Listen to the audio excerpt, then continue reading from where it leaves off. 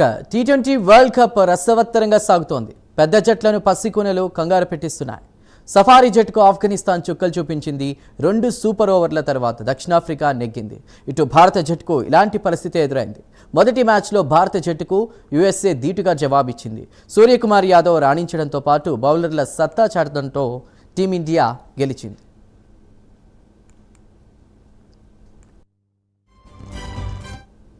మరోవైపు వరల్డ్ కప్లో కీలక మ్యాచ్లు జరగనున్నాయి. మధ్యాహ్నం 3 గంటలకు నేపాల్తో ఇటలీ ఢీ కొట్టనుంది.